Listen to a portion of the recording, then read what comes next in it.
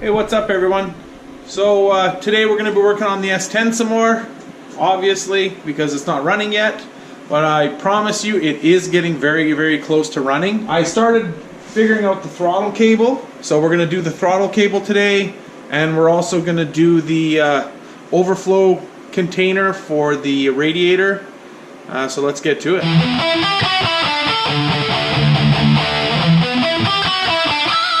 Alright. So if you can see, I already put the throttle cable on, and actually what I'm using here right now, this is the throttle cable bracket for a Gen 3, like the older style truck intake.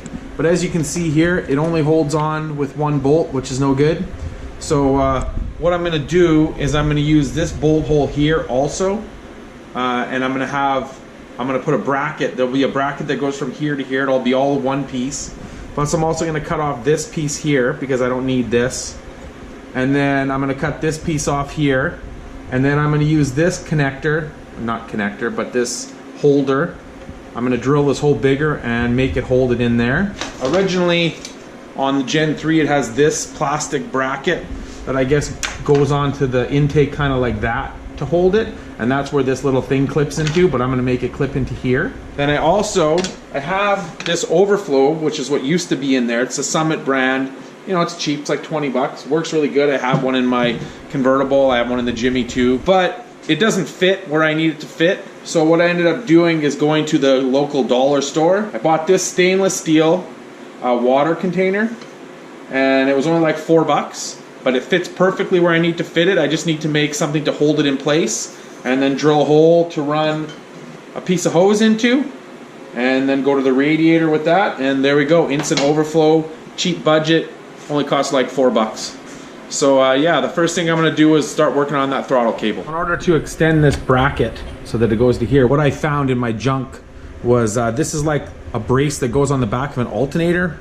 From like, it's off my tune port, so it's off of that year of vehicle. But actually it has the perfect drop down to go to here. So what I'm going to do is first I'm going to cut this off, and then I'll fit it to this one. So I'm going to have to cut it and like probably grind it to a circle so that it kind of fits here. And then I'm going to weld it on so that it ends up being one piece. So I'll just start by cutting this, and then I'll have to fit this to it, and then, you know, figure that out, and then so I can weld it on. Okay, so now that I cut this piece shorter, I bolted it on here. It's loose right now. And then I laid it on over this hole, the hole that needs to go here, and then I put this bracket where I want it to go and vice gripped it. So now what I'm going to do is I'm going to mark this with a marker, and then I'm going to cut this bracket to match this cutout. And once it's cut out, I'll test fit it, and if it's good, then I'll weld it on, and then it'll pretty much make it like a one-piece bracket and make it nice and sturdy. Okay, so hopefully you can see this circular area here. So I'm going to remove this piece here. So I'll just use a cutoff wheel, kind of like what I did in the last video with that grill. I'll cut it kind of rough and then use a flap wheel to grind it nice. I cut this part off here, like I said, and I cut that other little part off. And then I profiled this to match this. I'm probably going to end up either adding to here or taking some of this off. So now I have it on there exactly where I want it. I'm hopefully going to vice grip these two together, take the bolts out, and then be able to weld it. Alright, so now you can see, now that I welded it together, how it bolts and holds it nice and tight. So I still have to drill this hole bigger to fit that little clip on, which is right here. So I just have to drill the hole so that this fits in there, and this will hold the cable down nice. So I'll do that and then paint it and put it on, and it should be good. I'm also going to have to modify the gas pedal a little bit, because even though the cable is nice and tight here, I'm still not getting full throttle, so I have to bend the gas pedal some to get the pedal up a little higher. And other than that, that should be the only thing I have to do to get this to work good. Alright, so now I'm going to get the overflow bottle in there. So here it is. Like I said before, it's 4 bucks from the dollar store. So what I'm going to do is I'm going to take this, I took this aluminum here, and I bent it around this in the vise, and then I shaped it around there like that. So what I'm going to do is I'm just going to cut it off, drill a hole, and then I put a bolt down there, which I'll then bolt on, and it'll fit in there. So I'm gonna cut that and then I'll kind of test fit it so I can figure out where I have to drill the hole. All right, so you can see what I did here. I got this bracket, which is gonna squeeze it and hold it nice and tight and go to that bolt that I put. I drilled a hole in the top to put the hose in, and it's a nice tight fit. And there's actually a rubber plastic gasket in there to keep it from leaking when it's a water bottle. Kind of seals it up nice. And then I also drilled a small hole in the top because I noticed that this one actually has a tiny hole. If you can see it there, but it has a hole right there, I guess for venting. So now I'm going to get it in there and bolt it in and hook it to the radiator overflow, and it'll be done. There's where it's bolted. There's the bottle. There's the hose. Wraps around here. I'm going to see if I can find a 90-degree fitting to come off of here, a barb fitting, so that it goes straight down instead of wrapping around there. But right now that's the only way I can do it, so it's out of the way of like the turbo and stuff. But I think that looks pretty good. It's hidden, it's out of the way, and it'll do its job. And the stainless looks pretty nice too. Here's the throttle cable all done. So there's that little clip in there. And then there's the two bolts. It's nice and sturdy. The cable is perfect. It's not pulling on it or anything. Looks pretty factory to me. I think that's going to work out really nice. So now all I still have to do is bend the gas pedal to make it so it'll have full throttle. So this is the gas pedal assembly. I took it out of the truck. So pretty much all I'm going to do is, I already did it once, I just have to do it some more. I'm just going to take it like this and bend it and then test fit it back in the truck until it gets full throttle. Here's where I bent it, pretty much just to get this further out. I wasn't getting full throttle, but now it definitely gets full throttle, because when you pull on it, it does not go anymore. So that's awesome. So now that all that is done, the next thing to do is to get all that wiring back into the dash and start putting the dash back together and get the steering column in, which I will do tomorrow because I'm going to go in the house now, but I'll continue this video tomorrow. And then maybe decap the injectors to get them ready to go get flow tested to make sure they're good. And once that's done and the dash is back together, she'll be ready to fire up. So hopefully it's going to be pretty soon. But we'll continue this video tomorrow. It's the next day now. What I'm going to start with doing is decapping the injectors, get them ready so I can take them and get them flow tested. I'm sure most of you have seen how you decap an injector, but for those who haven't, I'm not going to show all, I'll just do one that you guys can see. So basically, this is your injector here, and there's rubber O-rings here to seal it. I already took those off. And then if you look on this one, there's this plastic cap here. I already pulled those off, so that's pretty easy. Just get a pair of pliers, wiggle it a few times, boom, pops off. And now, I don't know if you can see, but there's a little cap on right here that has two little tiny holes in it. So basically what you want to do is you want to grind the edge of this until this little cap pops off. Once the cap pops off, then there's just one, which I'll show you, then there's just one big hole, and it makes the injectors flow a lot more. So I'm going to grind these off, and then and we'll see what happens. Alright, so if you watch Sloppy Mechanics, you would have already seen this. But basically what Matt showed in his video, you put a grinder like this in the vise, take a 13 mil socket, slip it over there like that, and like I said, what you want to do is get rid of this little cap.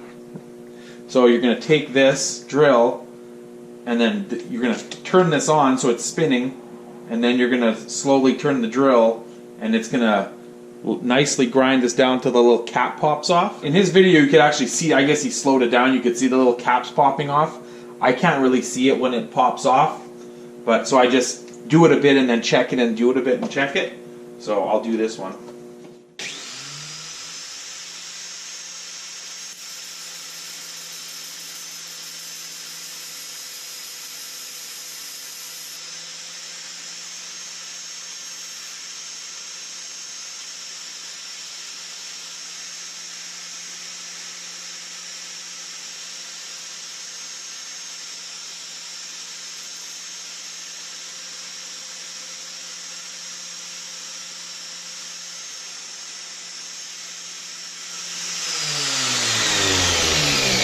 And of course, the drill dies.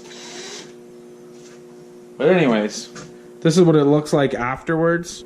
How it's a decap now. Now there's just the one big opening in the middle. And now they're decapped. So then you just put the O-ring back on and the little cap, this plastic cover back on.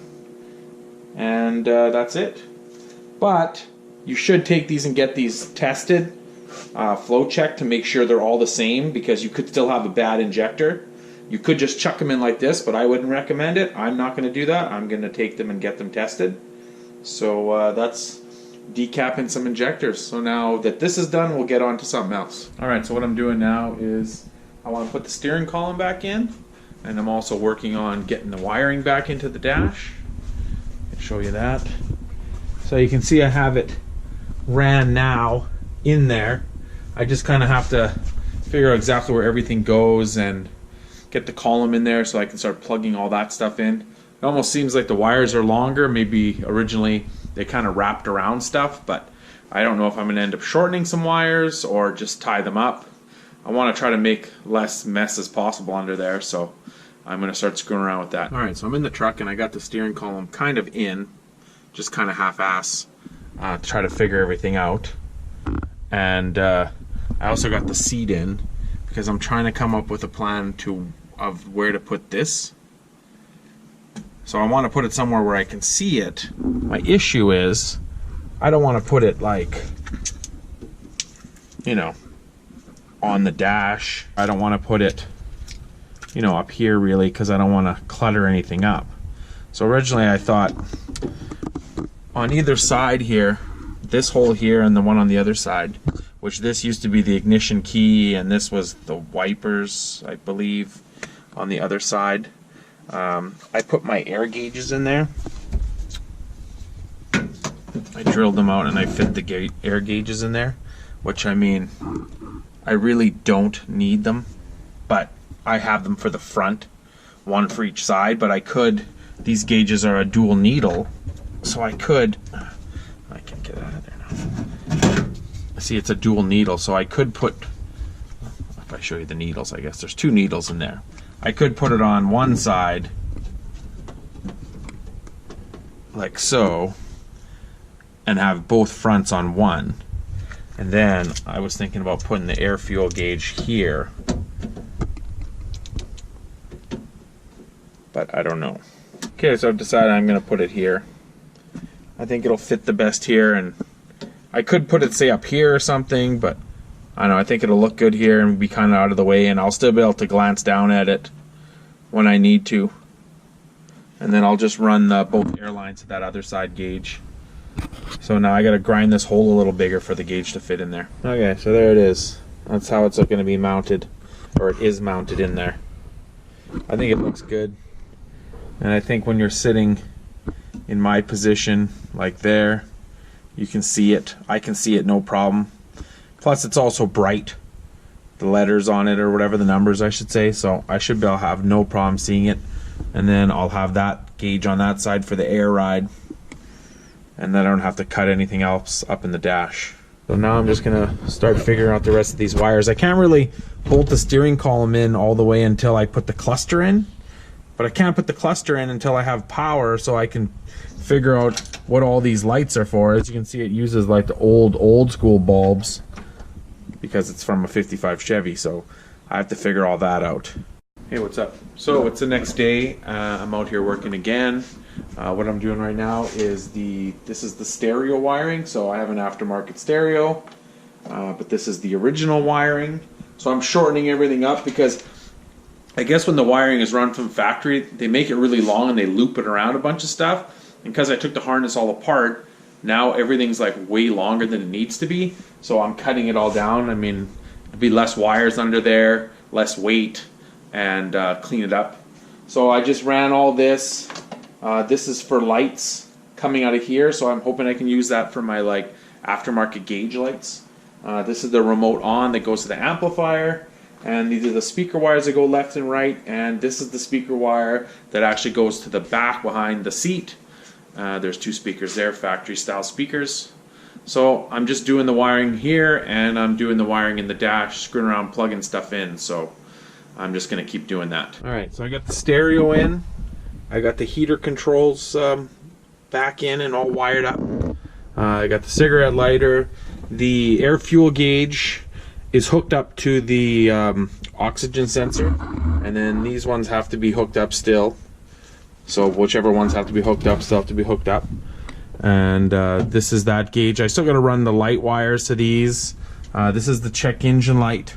I got that wired in, and that's going to go into, on here, the oil light. I think that one right there. It's a red light, so that'll be good for that. So yeah, most of the wiring, all the steering columns plugged in now. I still have to hook some wires up, and then I have to give it power, and then I can figure out which lights are which, so I can put the cluster back in. All right, so that's going to be it for this video. Like always, like, comment, subscribe, share with your friends, and I'll check you later.